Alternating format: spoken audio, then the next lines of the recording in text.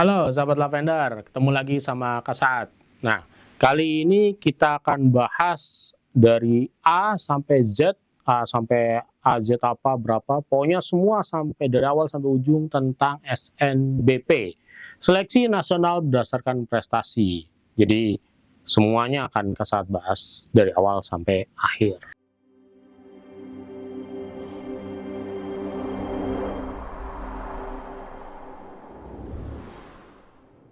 Oke, kita mulai ya dari awalnya dulu. Kenapa namanya SNBP? SNBP itu Seleksi Nasional Berdasarkan Prestasi. Jadi yang dihitung adalah yang membuat kalian bisa lolos seleksi adalah prestasi kalian yang sudah kalian dapatkan selama menjadi siswa SMA atau SMK. Jadi dari kelas 10 semester 1 sampai kelas 12 semester 1 atau kalau bahasanya dari kelas 1 atau dari semester 1 sampai semester 5. Semua prestasi, dari prestasi akademik, prestasi non-akademik, kejuaraan, semuanya dihitung untuk bisa mendapatkan satu kursi untuk menjadi mahasiswa di PTN yang kalian inginkan. Nah, PTN-nya apa aja? PTN-nya semua PTN ya, dari yang keagamaan Islam, terus kemudian PTN akademik, jadi universitas-universitas yang ada, sama politeknik negeri. Politeknik negeri di seluruh Indonesia. Itu banyak banget totalnya, kalau nggak salah lebih dari 70-an kampus. Tapi kalian cuma boleh ambil dua, ya, cuma boleh ambil dua pilihan. Dua jurusan dari dua universitas atau dua PTN, atau boleh dua jurusan atau dua pilihan jurusan dari satu PTN. Jadi boleh jurusannya sama, misal sama-sama kedokteran dari dua PTN yang berbeda, atau sama-sama misal teknik, atau sama-sama hubungan internasional dari dua PTN yang berbeda, atau dibalik, yang satu kedokteran, yang satu biologi, tapi dari PTN yang sama. Jadi itu nanti kita ngomongin strategi milih jurusannya. Itu nanti deh, kita lanjutin dulu. Jadi apa yang membuat kamu bisa diterima? Dari SNPMB, dari resminya, yang pertama, siapa yang boleh ikut dulu deh? Siapa yang boleh ikut SNBP ini? Yang pertama adalah SMA yang udah siswi SMA atau SMK atau MA yang udah punya NPSN, nomor pokok sekolah nasional, yaitu jadi udah terdaftar, udah masuk di datanya Dikti, datanya Kemendikbud ya, Kementerian Pendidikan. Kemudian yang kedua adalah yang udah terakreditasi sekolahnya, jadi akreditasi sekolahnya A, B, atau C. Nah, nggak semua siswa dari satu sekolah itu boleh daftar ke SNBP. Yang pertama, kalau kamu adalah siswa dari sekolah yang akreditasinya A, maka 40% terbaik dari nilai-nilai tadi, 1 semester 1 sampai semester 5, di rata-rata semuanya, kemudian nilai terbaiknya itu diperingkati. Nah, kalau akreditasinya A, itu 40% ya boleh ikut. 40% itu berapa sih? Kalau kalian satu sekolah ada 100 orang, maka 40 orang terbaik bisa ikut. Banyak ya. Kalau kalian akreditasi B, itu cuma 25 orang atau 25%-nya ya bisa ikut. 25 orang kalau 100. Kalau ternyata kalian satu sekolah ada 500, ya berarti dikali aja 25%. Kalau akreditasi B. Kalau akreditasi C itu cuma 5% terbaik. Jadi cuma kalau satu sekolah ada 100 orang, jadi cuma 5 orang yang boleh daftar. Itu namanya eligible kalau anak-anak sekarang. Jadi kalau kalian dengar kata, aku eligible, aku nggak eligible, senior cerita, iya aku tuh dulu nggak eligible sebenarnya. Aku tuh dulu sebenarnya eligible 1, eligible 2, eligible 3. Nah itu maksudnya dia peringkat berapa dari yang eligible itu. Dari yang boleh daftar. Eligible tuh maksudnya boleh daftar dulu. Eligible 1, kayak di video-video sebelumnya, Kak Salma itu eligible 1. Eligible 1 berarti dia peringkat 1 rata-rata terbaik dari seluruh sekolah. Jadi dia eligible 1. Eligible 2, eligible 3, dan seterusnya. Apa fungsinya? Nanti kita bahas lagi. Kemudian yang ketiga ya, yang jelas kalian atau dan sekolah itu udah terdaftar di Pangkalan Data Sekolah (PDSS), pada Pangkalan Data Sekolah dan Siswa. Jadi nanti ketahuan nih siapa yang eligible, siapa yang nggak eligible gitu. Nah, syaratnya kalian yang udah di PDSS tuh harus ya warga negara Indonesia, punya NIK, punya NISN, nilai raportnya udah sesuai, dan kemudian punya prestasi akademik ataupun non-akademik, dan sesuai persyaratan juga dari PTN-nya, dan kemudian kalau ada sekolah yang PTN yang butuh portofolio, kalian juga harus upload portofolionya gitu. Nah, gimana caranya kampus menilai dari ribuan orang, puluhan ribu orang yang mendaftar untuk bisa diterima? Yang pertama, diperingkatin nilainya. Jadi nilai antara semester 1 sampai 5 dari mata nilai dengan memperhitungkan nilai rata-rata semuanya. Nilai rata-rata semuanya dulu, baru nanti kemudian adalah di peringkatin lain. Ada PTN boleh menambahkan kriteria lain. Biasanya nilai pertama nilainya dulu, nilai rata-rata semua, baru habis itu nilai yang dihitung untuk jurusan yang dibutuhkan. Kayak misalkan yang diprioritaskan untuk jurusan yang dibutuhkan ya maksudnya. Kayak misalkan untuk kalian yang mau ambil kedokteran, udah dibilang bahwa yang akan lebih dihitung adalah mata pelajaran biologi dan atau kimia. Jadi ada dua tuh, biologi dan atau kimia. Kemudian yang kedua, sekolah boleh nambahin kriteria lain. Nah, ada implementasi kurikulum merdeka dibilangnya. Jadi ada, kalau misalkan udah pakai kurikulum merdeka, di dalamnya itu ada kegiatan-kegiatan untuk implementasi kurikulum merdeka, kayak project P5 gitu. Untuk teman-teman yang udah ikut project P5, itu boleh dimasukkan datanya ke dalam nilai-nilai SNBP dan bisa diperhitungkan juga oleh PTN. Kemudian jumlah siswa yang masuk itu tergantung pemeringkatan di sekolahnya tadi. Nah, dari PTN apa aja yang dihitung untuk faktornya? Jadi ada dua faktor, faktor siswa sama faktor indeks sekolah. Indeks sekolah ini perlu diperhatikan oleh siswa dan oleh sekolahnya juga. Makanya sekolah sekarang berlomba-lomba supaya menaikkan indeks sekolahnya di PTN masing-masing. Apa yang perlu diperhitungkan? Yang pertama adalah akreditasi sekolah. Akreditasi sekolah tadi akreditasi A, B, C itu diperhitungkan untuk siapa yang mau ikut ke SNBP. Kemudian peringkat sekolah di hasil UTBK di tahun sebelumnya. Jadi kalau tahun sebelumnya yang ikut UTBK berapa, nilainya berapa rata-ratanya, itu sekolah perlu tahu dan perlu ningkatin tiap tahunnya supaya nilainya makin tinggi. Jadi tahun berikutnya yang mau masuk lewat SNBP atau lewat prestasi bisa terupgrade nilainya, terdongkrak lah bahasanya. Terus jumlah alumni, jumlah dan nilai alumni di PTN yang bersangkutan. Nah, ini perlu banget nih. Jadi kayak misalkan, alhamdulillah sekolah A punya 5 orang masuk ke kedokteran UI misalkan.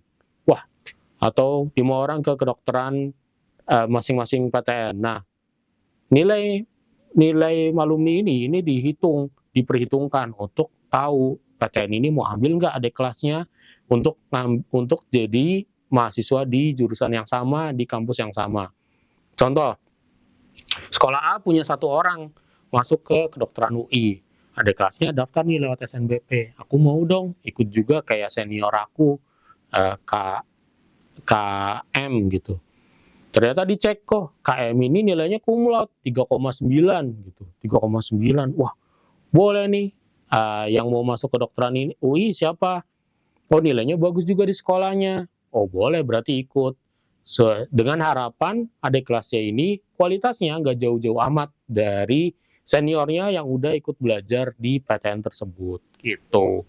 Jadi kalau nilai seniornya bagus, ya nanti adik kelasnya bisa keangkat kayak ngambil mancing-mancing kampus juga boleh dong, adik saya ikut.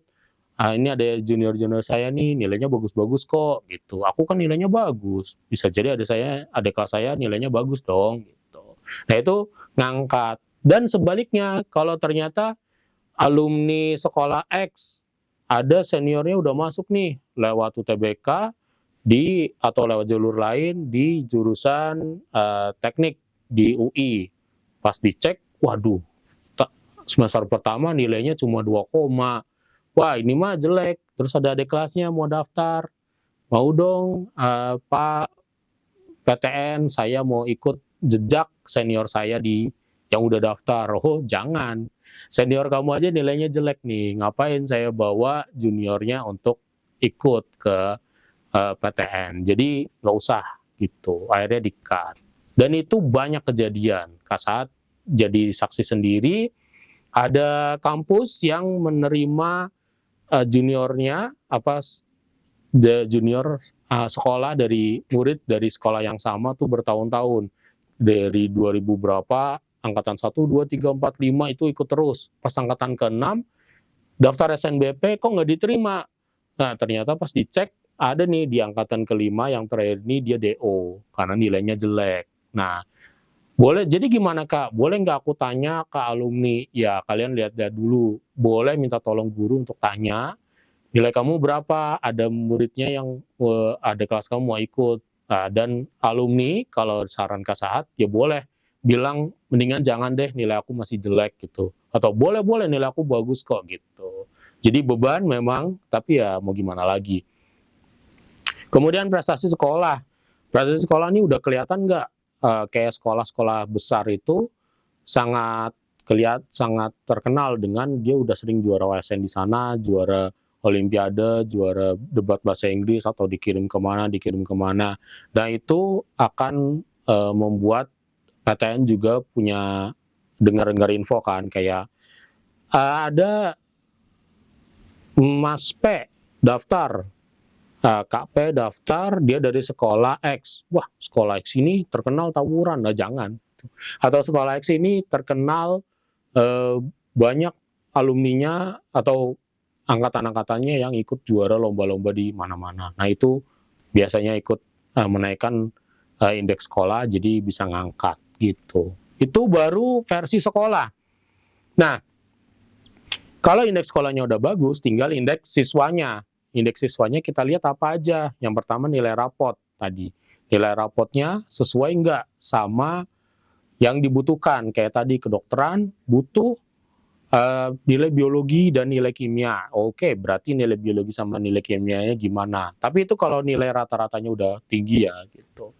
Kemudian prestasi selain raport.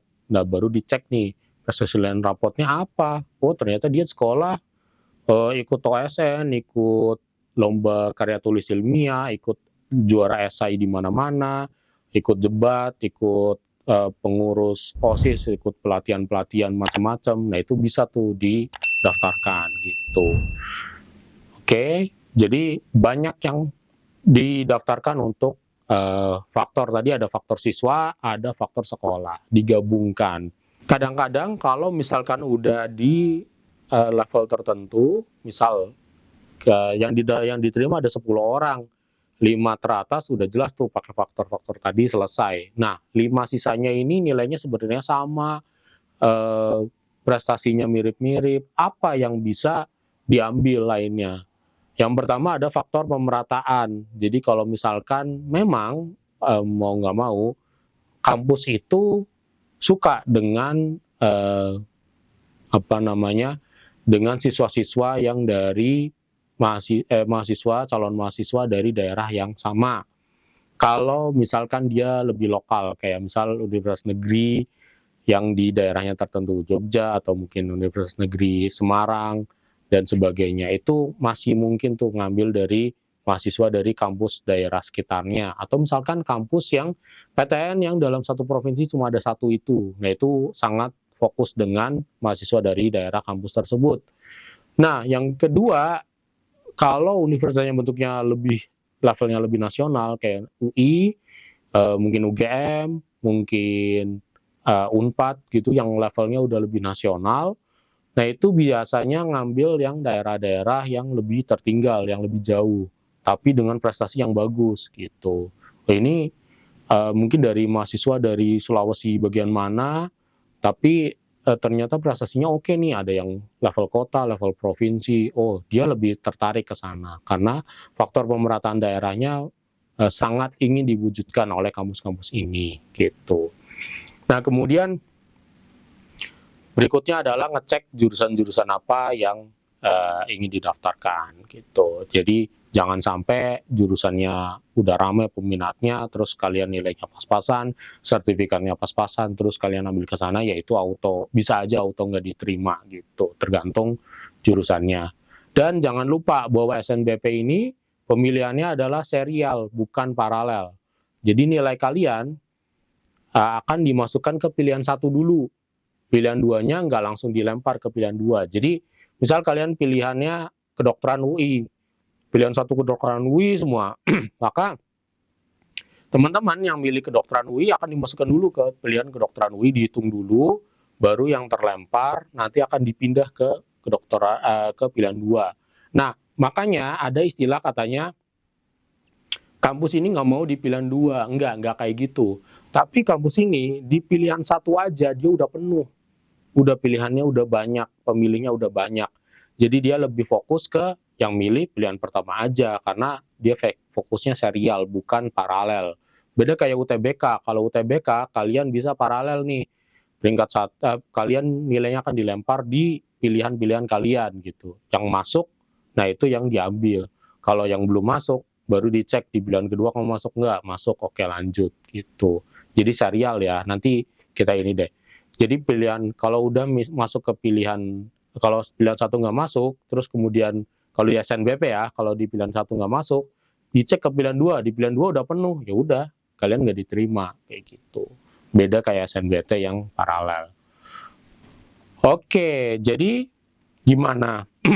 Kalian udah paham belum untuk bisa milih, untuk bisa gimana caranya masuk ke SNBP, atau gimana caranya daftar dulu deh, daftar ke SNBP. Yang pertama tadi, pastikan sekolah kalian peringkat akreditasinya apa, kemudian kalian akan ada di peringkat berapa, harus ada di peringkat berapa untuk bisa eligible. Eligible tadi untuk boleh daftar doang. Yang kedua, baru cek pilihan nilai-nilai kalian, kemudian sesuaikan dengan pilihannya. Kalau misalkan nilai kalian kuat di biologi, boleh tuh ambil kedokteran. Kuat di kimia, boleh tuh ambil teknik mana. Kuat di fisika, kalian boleh masuk ke mana. Gitu. Yang ketiga adalah tadi faktor nilai faktor sekolah kalian. Kalian cek alumninya ada enggak, nilai UTBK tahun-tahun sebelumnya gimana. Jadi paham nilai kalian seberapa gitu. Berikutnya ya tinggal serahkan kepada Yang Maha Kuasa, banyak-banyak berdoa. Karena apa? Karena ini bukan nilai berdasarkan kalian usaha yang berikutnya, tapi usaha yang udah lewat gitu. Oh iya, jangan lupa tentang portofolio. Portofolio itu ada di jurusan-jurusan yang ada yang membutuhkan portofolio. Contoh jurusan yang ada 11 jenis ya, 11 jenis portofolio yang dibolehkan itu olahraga, seninya bisa seni tari, seni musik, seni karawitan, teater, fotografi itu boleh, film televisi, seni pedalangan, seni tari, terus seni rupa itu juga boleh. Ada beberapa jurusan yang butuh portofolio itu. Nah, kalian harus cek tuh jurusan-jurusan yang kalian pilih butuh portofolio enggak. Atau kebalik, portofolio kalian bisa kepakai enggak di jurusan yang kalian pilih gitu. Kalau kalian misal punya portofolio seni tari, tapi kalian mau daftar kedokteran, ya nggak perlu, karena kedokteran nggak perlu portofolionya. Tapi kalau kalian mau memanfaatkan portofolio itu, ya daftarlah ke jurusan-jurusan yang membutuhkan portofolio itu. Tapi boleh nggak disertakan sertifikatnya kalau kalian punya kejuaraan, menang lomba tari di mana, didaftarkan aja, karena itu sebagai nilai tambahan di sertifikat. Jadi beda ya, ada fokus ke sertifikat kejuaraan, ada portofolio. Kalau portofolio kalian harus bisa melakukan kegiatan itu, nanti kalian ada bukti-buktinya. Kalau kejuaraan, sertifikat itu kalian pernah menang, pernah punya prestasi di sana. Jadi dibedakan antara portofolio sama kejuaraannya tadi. Oke, jadi semuanya itu tadi diulang lagi.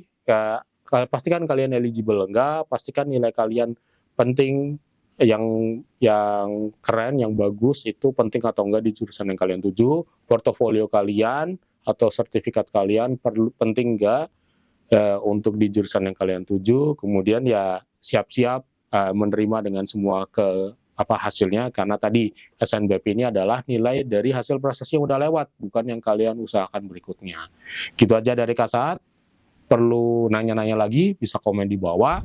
Kemudian kalau menurut kalian ini adalah video yang menarik, yang bagus, bisa di-share. Kalau pengen dapat info-info berikutnya, subscribe, dan juga tanya-tanya, tulis aja di komen pengen video tentang apa. Gitu aja dari Kak Saad, sampai jumpa, dadah.